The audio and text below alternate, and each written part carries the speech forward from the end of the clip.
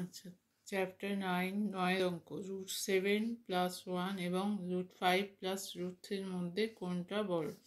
এখানে দুটো করণী দেওয়া আছে, তার মধ্যে কোনটা বড় লিখতে হবে। আচ্ছা, এখানে আমরা কি করব, এখানে আমরা কিছু শুধুমাত্র দুটো করণীর বর্গ বার করব, স্কোয়ার বার করব। √7 + 1 এর স্কোয়ার আর √5 + √3 square.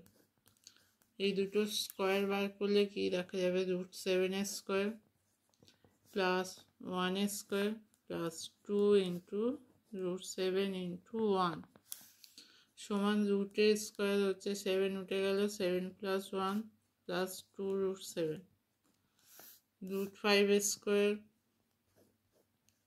Plus √3 square plus 2 into √5 into √3 সমান হচ্ছে 5 + 3 প্লাস 2 √15। এখানে হচ্ছে 7 + 8 প্লাস 2 √7। 5 + 3 হচ্ছে এখানে 8 প্লাস 2 √15। এখানে 7 + 1 যোগ করলে হচ্ছে 8 প্লাস 2 √7।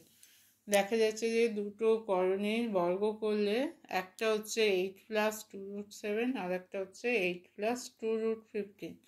তাহলে 8টা দুটো করণীতেই সেম আছে, একটাতে আছে রুটের ভেতর 7, একটাতে রুটের ভেতর 15। তাহলে এখানে কোনটা বড় হবে, যেটা রুটের ভেতর 15 আছে এইটা হচ্ছে বড়। তাহলে অতএব √5 + √3টা হচ্ছে বড়। √5 √3 হচ্ছে বড়।